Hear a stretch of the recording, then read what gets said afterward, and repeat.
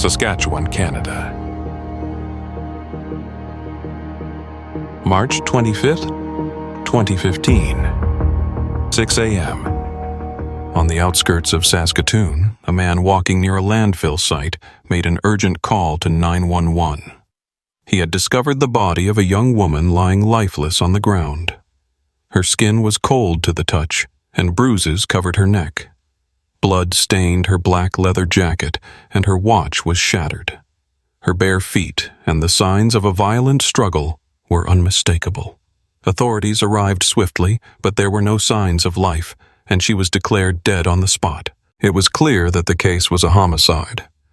The only clue nearby was a dark blue belt with a large buckle. The area was eerily quiet, with nothing else to identify her. Without any identification, the police released a description of her clothing and distinct tattoos, including a large lion tattoo on her back. Not long after, a teenage girl named Cheyenne called in, sobbing uncontrollably. She recognized the tattoos and identified the woman as her best friend, Brittany. The two had spent the night out together, but had parted ways early that morning, and Cheyenne hadn't seen her since. Further calls confirmed the same name, and soon it was confirmed the woman was Brittany. The investigation began in the early morning hours of March 25th, 2015, when a passerby found the severely injured 18-year-old on Cedar Villa Estates Road on the outskirts of Saskatoon. Brittany, 18, had lived in Saskatoon her entire life. She came from a large family, and when her parents divorced, they both remarried, creating an even larger family. Brittany had 4 younger sisters who adored her, and she had recently reconnected with her biological father after years of separation. They had quickly built a strong relationship and enjoyed spending time together. Brittany was known for being outspoken and never hesitated to share her opinions. She loved adventure and enjoyed activities like snowboarding, boating, and camping. Despite her busy lifestyle, working 2 jobs and returning to school, Brittany had big dreams of finishing school, attending college for business, and eventually working in the hospitality industry. Authorities began piecing together the events of the previous day, narrowing down the time of death. Brittany's close friend Natasha was the first to come forward. She had been a constant source of support for Brittany over the years. Natasha had encouraged Brittany to return to school after she dropped out, even offering advice when Brittany struggled. On March 24th, Natasha had lent Brittany some money for gas and asked what her plans were. Brittany said she was meeting a few friends and might go to a party. Natasha hugged her goodbye, saying, "All right, girl, I'll see you soon." But after that, there was no word from Brittany. Look at the facts, accept what happens, and really hope for the best. Best outcome for the family and the friends, and just knowing that she's not suffering anymore and in a better place, I think is a good thing, and that she's probably in a better place than where this world is today. It's scary out there. Can't even go over to a house party, can't go out anywhere without something happening, especially in this city. In my eyes, the city's become a thug town, and you have to be very careful at what you do and where you go. And this is one lesson. Unfortunately, it's a hard lesson, but it's a lesson to tell the world, like, look, you really need to be careful out there. This could be anybody. Cheyenne, Brittany's best friend for many years, was the next to speak. The two became close when Brittany learned about Cheyenne's troubled childhood and adolescence and became a major support for her. They were inseparable, spending nearly every day together, often going out for drinks. Their night started just after midnight when Brittany posted a selfie of the two of them before they left. Cheyenne told the police they visited several places together in Brittany's car, beginning with Manchester's Brew Pub, then heading to a house party and later across town to the Colonial Pub and Grill. Cheyenne described the house party as overwhelming, and after leaving, the rest of the night was a blur. She vaguely remembered something happening at the Colonial Pub and Grill, which she feared might have been connected to what happened to her friend. Brittany had started chatting with a random man at the bar, and they seemed to get along well. Brittany asked him for a lighter and invited him to join them for drinks. Before Cheyenne could talk to him, Brittany and the man left. Brittany didn't mention where they were going, and Cheyenne didn't get the man's name or notice which direction they left in. All Cheyenne remembered was that he was white, and it was around 4 a.m. For some reason, Brittany had Cheyenne's phone, and Cheyenne returned to visit her uncle, who confirmed she came alone. Cheyenne couldn't provide more details, and what she remembered was blurry. Hours later, Cheyenne posted on Facebook, worried, asking, "Where are you? Haven't heard from you. Hope you made it home safe. Love you." Police were urgently trying to track down the mystery man, but they had few leads. The whereabouts of Brittany's car remained unclear until it was eventually found. The vehicle was covered in dust, dirt, and dark marks on its side, with long grass tangled in the tires. Cheyenne's phone was discovered inside the car, which suggested that Brittany had taken it with her.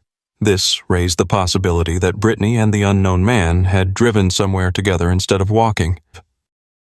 Detectives reviewed footage from the Colonial Pub and Grill, but neither Cheyenne nor Brittany appeared on the recordings. The bar had no recollection of their presence, and due to the crowded nature of the night, it was possible Cheyenne's timings were off. The phone, however, was a critical clue. Investigators hoped that the phone data could reveal other places Brittany had visited that night and help fill in the gaps left by Cheyenne's hazy memories. At 4:30 a.m., Cheyenne's phone data revealed that it pinged from a McDonald's location, a detail Cheyenne had failed to mention. Was it possible that Brittany had gone there after leaving the bar? Meanwhile, the results of Brittany's autopsy came in, confirming the detectives' suspicions. She had been strangled to death. The belt found near her body was now believed to be the murder weapon. Detectives continued to scrutinize Cheyenne's story, but something didn't feel right. Although Cheyenne could have been confused due to her intoxication, there was still a strong sense that her version of events was inconsistent. Despite Cheyenne's insistence that they had been at the Colonial Pub and Grill, there was no evidence to support it, and the investigators were beginning to doubt her account. Months passed, and by September 2015, investigators found themselves stuck in the same place they had been since March. The community was still reeling from the tragedy, and many tributes poured in, including a heartfelt one from Cheyenne.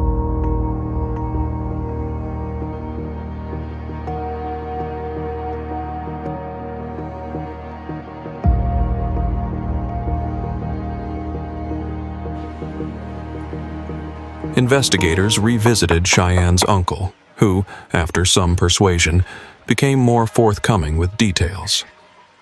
He claimed that Cheyenne had told him that she and Brittany had met two men at the bar that morning and had gone to a motel with them. She had described them as black males, a stark contrast to her earlier claim that Brittany had been speaking to a white male. Cheyenne couldn't recall their names, what they were wearing, or the location of the motel. She mentioned that at the motel, they had smoked marijuana, and a dispute over cocaine had broken out. Cheyenne went to the bathroom, and when she returned, she found Brittany dead on the bed, her neck marked. Cheyenne told her uncle that the men had threatened her with a gun, forcing her to cover up what had happened. Despite doubts about the accuracy of Cheyenne's story, her account placed her at the scene of Brittany's death, and she had spoken about the marks on her neck. Cheyenne had a long criminal record with over 50 convictions since the age of 12. By this point, she was already in custody for another crime, which made it easier for police to question her. The once helpful and concerned friend who had been eager to assist suddenly became quiet, uncooperative, and evasive. When she refused to provide any useful information, the investigators had no choice but to leave. Over a year had passed, and the investigation had reached an impasse. Police felt they had exhausted all potential leads. Most CCTV footage had expired and was no longer useful, and no new information had surfaced. Despite all their efforts, the investigation still focused on one person, Cheyenne. Brittany was a very great person. She loved life. She loved living it. She had such a kind heart. She gave everything she could to make other people happy. She did what she could do to make me happy. she wanted to finish school and open her own business and do everything she could to be successful. And then life was taken from her and she's no longer with us. But when I'm here, I can still feel her presence. And it's almost like she's telling me, Nikki, it's okay. I'll meet you again. We'll be together again. I'm in God's hands. I'm safe. And I just got to remember her for the person she was. Investigators meticulously combed through Brittney and Cheyenne's social media accounts, hoping to uncover overlooked details, perhaps a buried comment or a message they had missed. Then, finally, they found something crucial. In a tribute post Cheyenne had shared, the upper half of her outfit was visible. Upon closer inspection, they realized she was wearing a belt they instantly recognized. It was the same belt found near Brittney's body and the suspected murder weapon. The marks on Cheyenne's neck matched the weave of the belt exactly, and the stains found in Brittney's car seemed consistent with the same belt. With this new discovery, the belt was sent for thorough DNA testing, which revealed both Cheyenne and Brittney's DNA on it. Authorities were stunned, as this key piece of evidence could have easily gone unnoticed if the photo had been taken from a different angle. The case was still difficult to piece together. There was no clear motive, and Cheyenne wasn't offering any helpful information. Months turned into years, and almost 2 years had passed since Brittney's death. Finally, a breakthrough came. A friend of Cheyenne's, who had remained silent until then, came forward with a shocking story. She revealed that Cheyenne had visited her house early that morning, sometime after 5 a.m., clearly intoxicated and sobbing uncontrollably. The friend described Cheyenne's rant as being fueled by alcohol. Cheyenne explained that she and Brittney had gotten into a heated argument over a cell phone, though she didn't go into details. Hysterically, Cheyenne confessed that she had hit and strangled Brittney to death with her belt. She pointed out the window, and the friend saw Brittney's car parked outside, with Brittney slumped against the passenger seat, bleeding. Cheyenne didn't elaborate on the argument's cause or how it had escalated, and she made no mention of anyone else being present or of a motel. The friend, deeply shaken, urged Cheyenne to leave. As Cheyenne sped off in her car, the friend said that Cheyenne claimed the next morning that she couldn't remember anything from that night, as though she had completely forgotten. Too afraid to report it to the police at the time, the friend eventually shared the information with Brittney's family. Cheyenne's uncle later confessed that she had asked him to support her fabricated story and had provided her with multiple false alibis. Police revealed that Cheyenne had manipulated the narrative, invented random people, used her uncle as an accomplice, posted lies on Facebook, and spent 2 years avoiding any responsibility for her actions. Despite her claims of remorse, she had the option of taking Brittney to the hospital but chose instead to leave her to die. In March 2017, Cheyenne Antoine was formally charged with second-degree murder and causing indignity to a body. Cheyenne Antoine wore a baggy hooded jacket during the proceedings, at times using the long sleeves to cover her face. The 20-year-old is charged with second-degree murder in the death of Brittney Gargol. The victim's family and friends wept in the courtroom as the charges were read. We're so grateful, and so thankful that the investigators that have been working on this for almost 2 years never gave up hope, because it was very hard for us at times to keep that hope up. Yeah, the details are not going to be pretty. I'm raising her 7-year-old sister who has a lot of questions and doesn't understand, so that's difficult.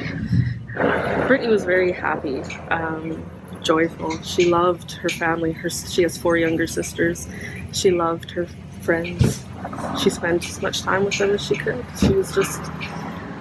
She was a wonderful person whose life was cut short, and it's not fair. Nearly 6 months later, the accused commented on the post, recounting a dream she had of the deceased teen, saying in part, "Woke up with tears in my eyes. I'm blessed to have met you and have you be a part of my life." Antoine's message concludes with, "Rest in paradise, my angel." Along with the murder charge, the former friend is accused of causing an indignity to a body. Antoine has several outstanding court matters, recently being found guilty of assault and uttering threats in a December incident. Meanwhile, Gargol's family is remembering her as a happy grade 12 student who loved her 4 younger sisters. When Antoine's appearance concluded, she put her hood up and walked out of the prisoner's box. She will remain in custody and is due back in court Friday.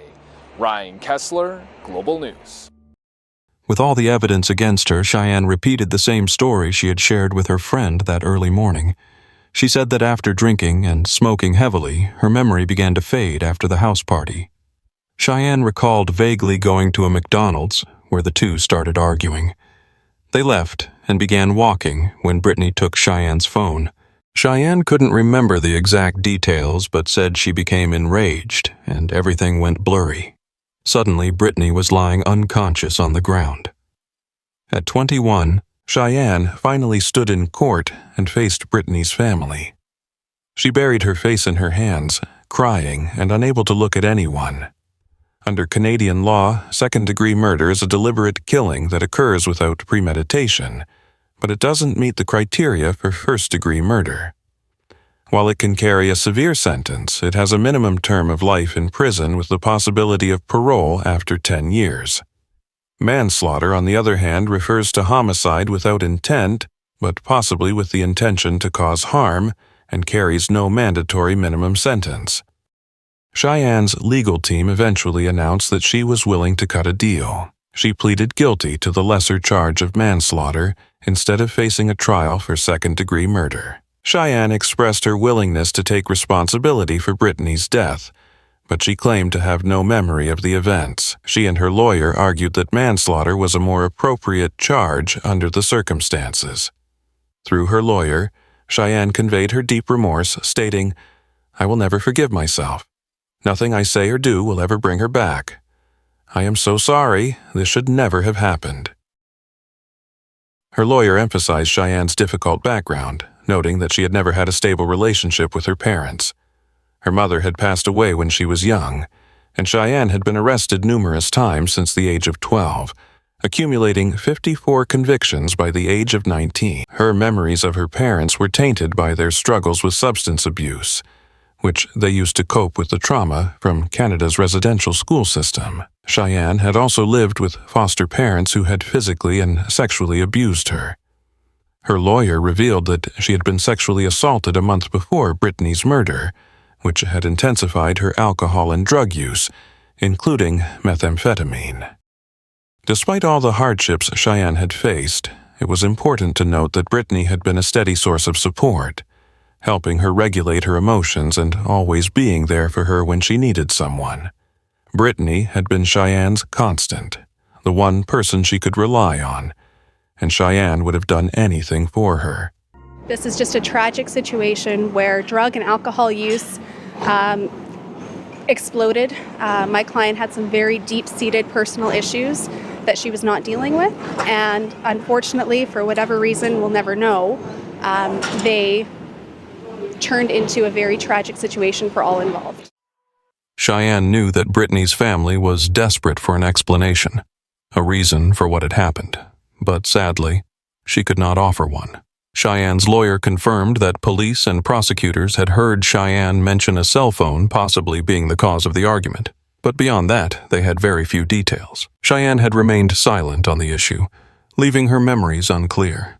Whether she had blocked the events out or was intentionally keeping quiet remained uncertain, and it was likely that the truth would always remain hidden.